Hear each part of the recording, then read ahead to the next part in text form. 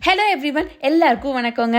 Welcome to Kayu's kitchen. இன்னைக்கு நம்ம காயூஸ் கிச்சனில் என்ன பார்க்க போகிறோம் அப்படின்னா, ரொம்பவே டேஸ்டியான பன்னீர் புலாவுங்க. இங்கே நான் பார்த்துட்டிங்கன்னா 1 கப் அளவு பாஸ்மதி ரைஸ் எடுத்து ஒரு 15 நிமிஷம் வரைக்கும் ஊற வச்சுக்கிறேங்க.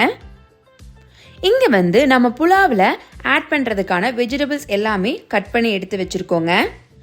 அடுத்து நம்ம 150 கிராம் பன்னீர் எடுத்து வச்சுருக்கோங்க. எடுத்து வச்சுருக்க பன்னீரை குட்டி குட்டி பீசஸாக கட் பண்ணிக்கோங்க. இதோ நான் இங்கே கட் பண்ணியிருக்க மாதிரி. இப்போ கட் பண்ணி வச்சுருக்க பன்னீரை நாம் வேறு பவுலுக்கு மாற்றிக்கிறோங்க. இதோ நான் மாற்றி வச்சிட்டேங்க. இது கூட 1/4 டீஸ்பூன் மஞ்சள் தூள், 1/2 டீஸ்பூன் மிளகாய் தூள்,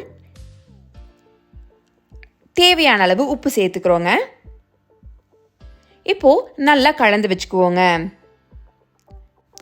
இதோ நல்லா கலந்து வச்சாச்சுங்க. அடுத்து நம்ம ஸ்டவ் ஆன் பண்ணி ஒரு கடாய் வச்சுக்கலாங்க. கடாயில் ஒரு டேபிள் ஸ்பூன் வரைக்கும் நெய் விட்டு, நெய் நல்லா காஞ்சதும் நம்ம எடுத்து வச்சிருக்க பன்னீரை ரோஸ்ட் பண்ணிக்கலாங்க. இப்போ பார்த்துட்டிங்கன்னா நான் எல்லா பன்னீரும் சேர்த்துட்டேங்க. ஒரு நிமிஷம் வரைக்கும் ரோஸ்ட் ஆனதும் திருப்பி போட்டு மறுபடியும் பன்னீரை ரோஸ்ட் பண்ணிக்கலாங்க. இப்போ பார்த்துட்டிங்கன்னா பன்னீர் நல்லா ரோஸ்ட் ஆயிருச்சு. ஸோ அந்த பன்னீரை நாம் ஒரு பிளேட்டில் மாற்றி வச்சுக்கிறோங்க.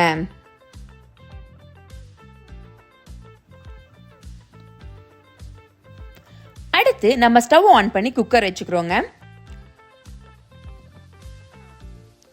குக்கர் நல்லா சூடானதும் ஒரு 1/2 டீஸ்பூன் நெய் சேர்த்துக்கிறோங்க. கூடவே தேவையான அளவு தேங்காய் எண்ணெய் சேர்த்துக்கிறோங்க. எண்ணெய் நல்லா சூடானதும் ஒரு பட்டை, ஒரு கிராம்பு, 2 ஏலக்காய், ஒரு நட்சத்திர சோம்பு, 2 பிரிஞ்சி இலை, 1/4 டீஸ்பூன் மிளகு சேர்த்துக்கிறோங்க.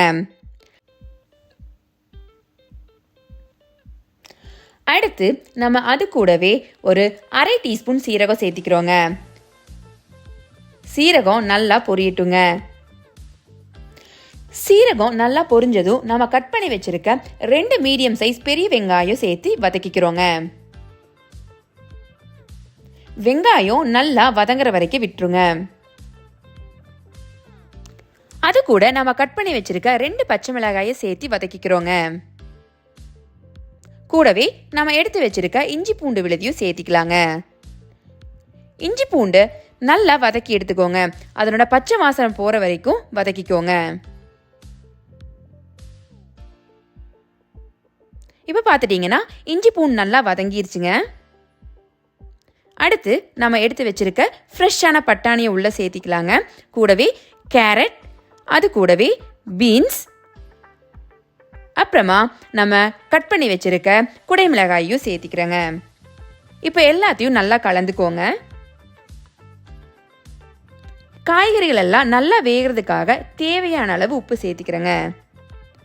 காய்கறிகள் ஓரளவு வதங்கினதும் கூடவே 1/2 டீஸ்பூன் மிளகாய் தூள். உங்களுக்கு காரம் இன்னுமே ஜாஸ்தியா தேவைப்பட்டா நீங்க மிளகாய் தூள் இன்னும் கூட சேர்த்திக்கலாங்க. அடுத்து ஒரு 1/2 டீஸ்பூன் கரம் மசாலா சேர்த்து நல்லா கலந்து விட்டுக்கிறேங்க. ஸ்டவ்வை மீடியம் ஃப்ளேமில் வச்சுக்கோங்க, இல்லைன்னா மசாலா அடி பிடிக்கிறதுக்கு சான்ஸ் இருக்குங்க. இப்போ நம்ம மசாலாவோட காய்கறிகளை நல்லா கலந்து விட்டுட்டோங்க. அடுத்து நம்ம ரோஸ்ட் பண்ணி வச்சிருக்க பன்னீரையும் உள்ள சேர்த்திக்கிறோங்க. இப்போ அதையும் நல்லா காய்கறிகள் கூட மிக்ஸ் பண்ணி வச்சுக்கிறோங்க. இப்போ பார்த்துட்டிங்கன்னா பன்னீர், காய்கறி, மசாலா எல்லாமே நல்லா கலந்துருச்சுங்க. இந்த ஸ்டேஜில் நம்ம நறுக்கி வச்சிருக்க கொத்தமல்லி இலையை உள்ள போட்டு அதையும் நல்லா கலந்து விட்டுக்கிறோங்க.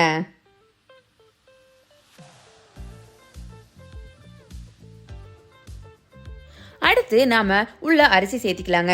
இப்போ நம்ம 15 நிமிஷம் ஊற வைத்த 1 கப் பாஸ்மதி அரிசிக்கு 1.5 கப் அளவு தண்ணீர் அளந்து வச்சிருக்கிற அரிசியையும் தண்ணீரையும் நம்ம உள்ள கொட்டிக்கலாங்க. இதோ நான் அரிசி தண்ணீர் 2யும் சேர்த்திட்டேங்க.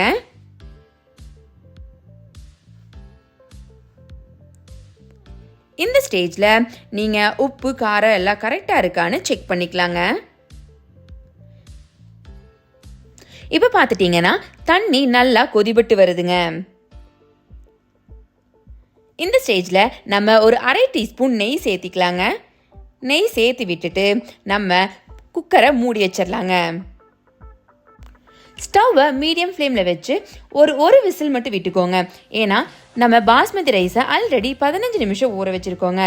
2 விசில் விடும் பொழுது பாஸ்மதி ரைஸ் குழஞ்சி போகிறதுக்கான வாய்ப்பு ஜாஸ்தியாக இருக்குங்க. இங்கே பார்த்துட்டிங்கன்னா ரொம்பவே அருமையாக பன்னீர் புலாவ் ரெடி ஆயிடுச்சுங்க. பார்க்கவே நல்லா இருக்குங்க. இப்போது இதை நம்ம ஒரு பிளேட்டில் சர்வ் பண்ணிக்கலாங்களா? இப்போ பார்த்துட்டிங்கன்னா பன்னீர் புலாவ் நல்லா உதிரியாக பாஸ்மதி ரைஸ் நல்லா குலையாமல் வெந்திருக்குங்க. நம்ம புலாவுக்கு சைட் டிஷ்ஷாக ரைத்தா, ஆனியன், எக் கறி இல்லைனா சிக்கன் கறி வச்சு சாப்பிடும்போது இன்னுமே டேஸ்ட் வேறு லெவல் இருக்குங்க. கண்டிப்பாக நீங்களும் உங்கள் வீட்டில் மறக்காமல் ட்ரை பண்ணி பாருங்கள். ட்ரை பண்ணி பார்த்துட்டு உங்களுடைய கமெண்ட்ஸையும் மறக்காமல் நம்ம கமெண்ட் செக்ஷனில் சொல்லிவிட்டு நம்ம சேனலையும் சப்ஸ்கிரைப் பண்ணிக்கோங்க. அதே மாதிரி லைக்கும் பண்ணிக்கோங்க. Thanks for everyone.